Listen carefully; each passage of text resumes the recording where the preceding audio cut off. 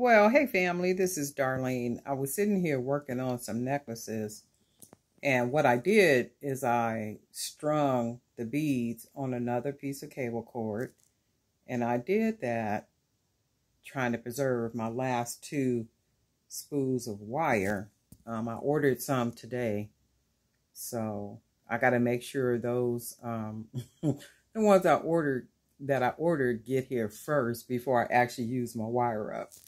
That's crazy. But I wanted to see what the necklace was going to look like with the turquoise howlets and all the coconut chips that I got, that I had around. And you can see on the table, I still got a lot more left. I also got some back here in the bucket. So I figured I would go ahead and use them. And got some turquoise ones over here too. Go ahead and use them and get something done with them. Try to have enough sets. I like the way this one came out with the agate slice, some charms, and then I see this part of the wire. You see that right there? So what I'm gonna have to do is go back over it and then tuck that wire in real good. I didn't see that, but I'll go back and double tuck it. And then I got a gold marker. I'll go over like those little chips that you see, the little gold marker. I'll cover that, and then I'll put a little glaze on it, clear fingernail polish, to make it look nice and new. And these are the earrings. Got the little Buddha heads. I like the way it came out.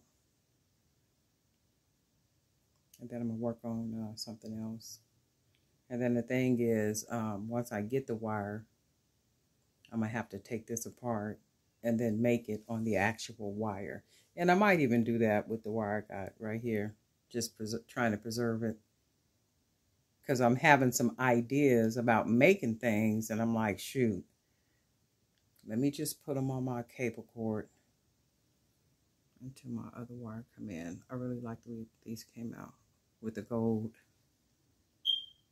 spiral accents.